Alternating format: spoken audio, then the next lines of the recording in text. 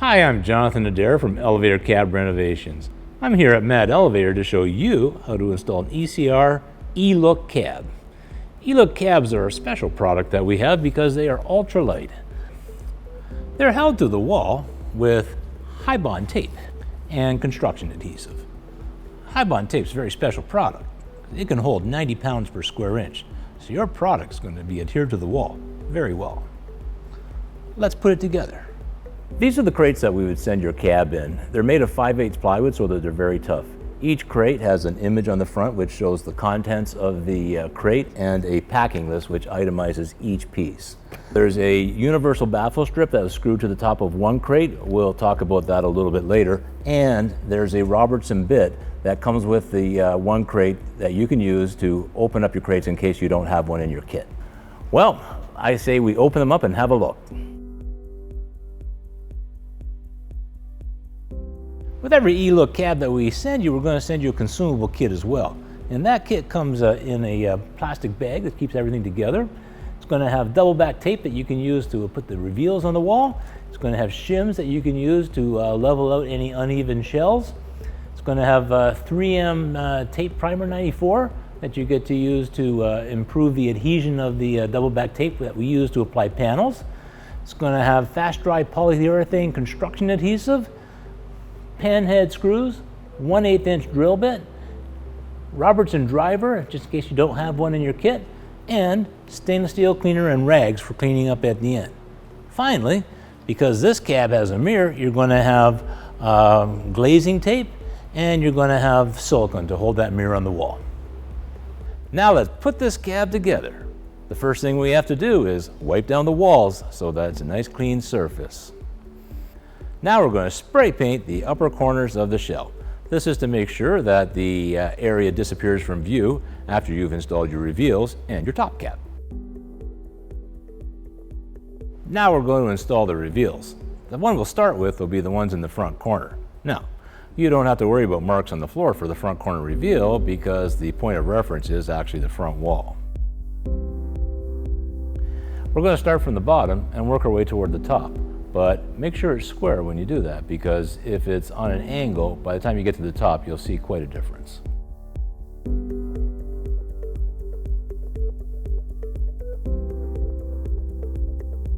Now we're going to install the corner reveals. You'll notice that there's tape on only one side, not both.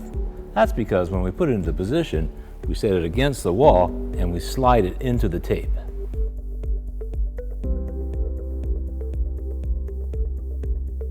Now we're going to pull the plastic off the reveals. It's important that you don't touch it with your bare hands because it'll make a mark and that will make cleanup harder later. This is ECR's hollow vented removable kick plate. As you can see, it's hollow in the back and the kick plate is attached to the shell wall through these holes from the front. That way, these kick plates can be removed from the wall anytime you want to work on the floor without taking off the panels. So we are pulling back the plastic a little bit on the kick plate, but we won't do it too much. Just makes it easier for when we want to remove the plastic at the end of the installation. However, on the sides here and the bottom, we're going to remove it all together because it will have panels or floor attached to that afterwards. Now we can install the kick plates.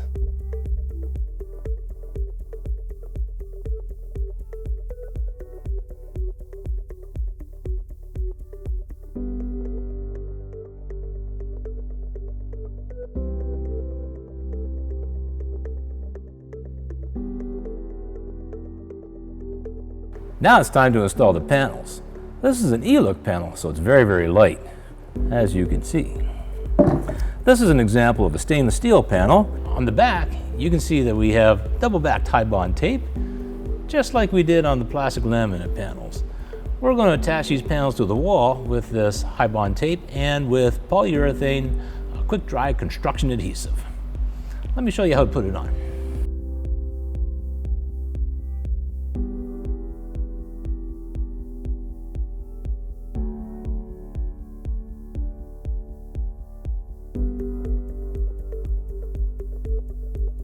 Before we apply the panels to the wall, we have to put this 3M tape primer on the wall so that it will improve the adhesion of the double back tape. In order to do that, we recommend that you take the primer and you simply apply it to a rag like this, and then rub it onto the wall, just where the tape's going to touch, just on the reveals and down the center of the panel.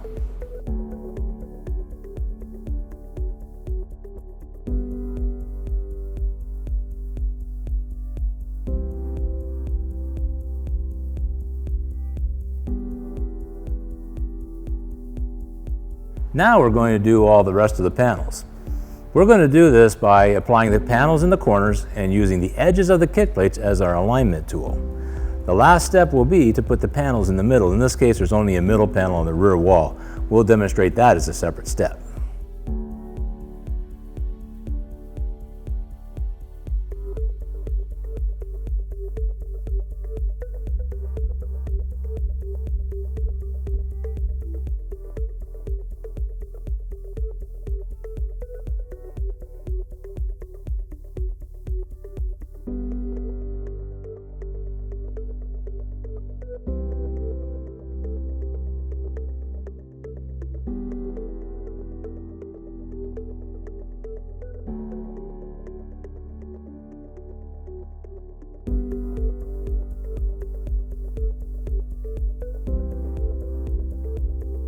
Now it's time to install the handrail panel. You'll notice that the handrail panel has flanges below and above. The ones that are below get inserted behind the first row of panels that were installed. The one that's above uses these holes in order to put screws into the shell wall to secure this panel in place. Then we apply the upper panels over top. Let me show you how the flange goes in behind the panel. You'll see that the flange is well clear of the tape in all cases, so it just slides right in behind. Now it's time to install the handrail panel. You see that the flanges at the top and the bottom are the same, so there really is no way to install it upside down. Let's put it on.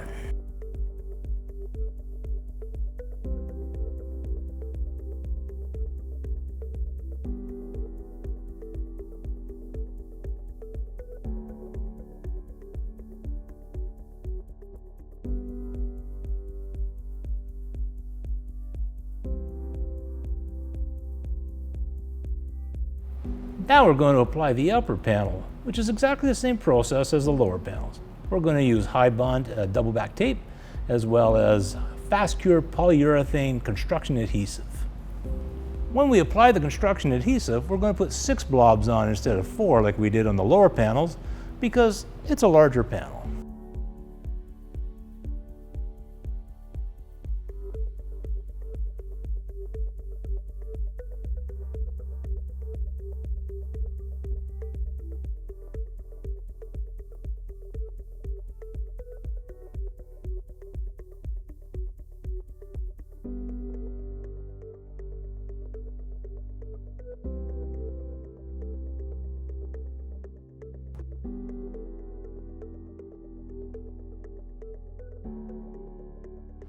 So before we apply the mirror to the wall, let me tell you a little bit about how we're going to use glazing tape and silicone to secure this mirror to the wall. So first we're going to apply the glazing tape to the mirror. The glazing tape serves a couple of purposes. One, it will level the mirror on the wall. 2, it will hold the mirror on the wall temporarily while the silicone sets. The silicone is where the real strength of hold comes from. Once the silicone sets, the glazing tape has no further purpose.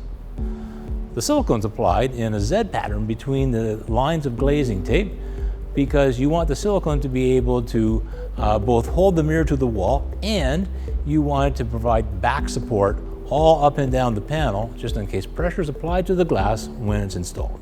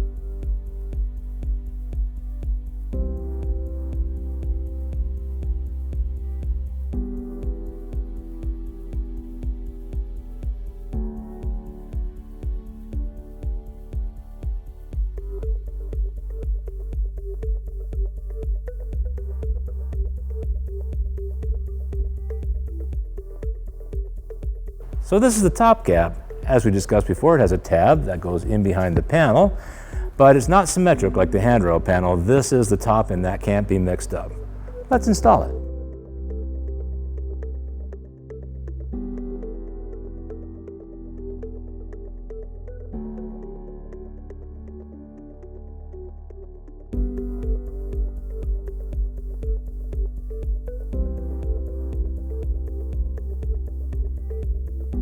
This is the box the handrails come in. One box contains all 3 handrails for your cab and the consumable kits you need to install it. Let's open it up and have a look. So your handrails are going to come with 2 kits like this. Each kit is going to contain 5 lock washers, 5 flat washers, 5 1/4-20 bolts, 2 set screws in case you lose one, and togglers, which we'll explain a little bit more later. The handrails are installed from inside the car because they're installed with the split standoff. The split standoff is connected with this set screw and this butterfly.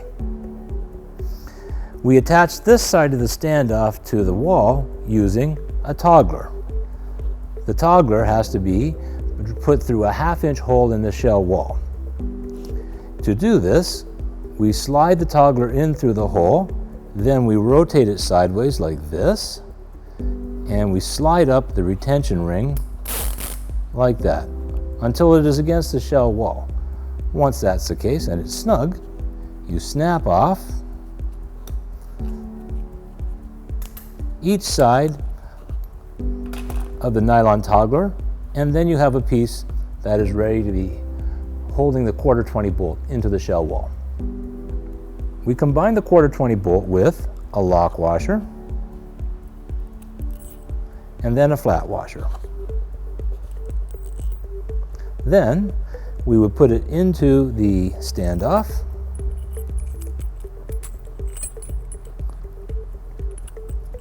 By doing this, we'll have connected the standoff to the shell wall with the toggler.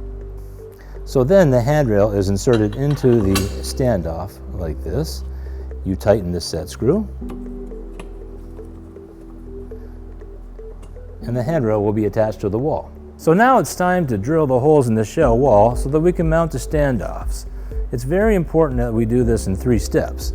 First, we're going to start with a 1/4 inch drill, then we'll move up to a 3/8, and then a 1/2 inch. We do this because if we went directly with a 1/2 inch drill, it would create a lot of torque on your wrist and you might hurt yourself.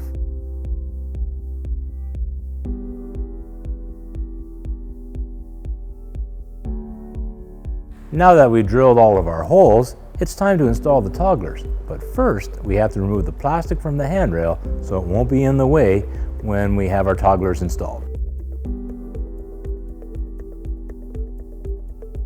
So now, as I showed you before, we arrange the toggler so that the fastener at the end is in line with the nylon strips, and we insert it into the hole.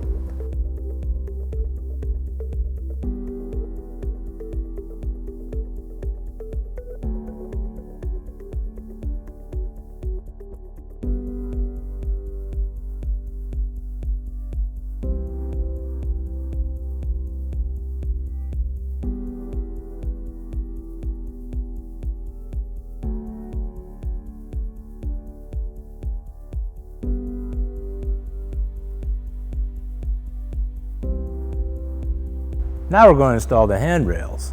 You may need to use the hammer to move the standoffs around a little bit because they won't align perfectly to start with. Let's give it a try.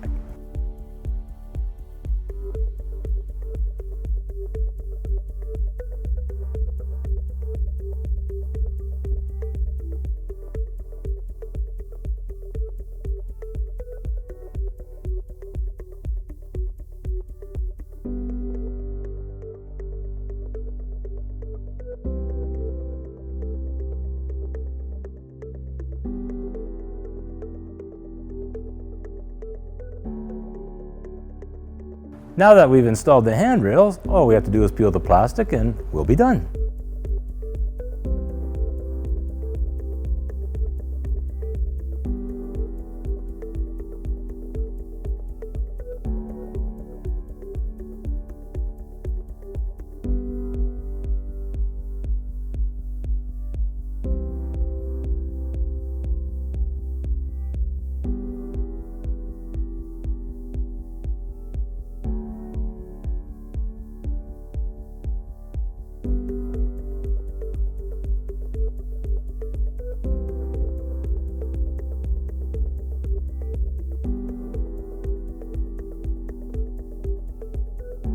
This brings us to the end of our e-Look installation video. We hope you enjoyed it, and we hope to see you next time.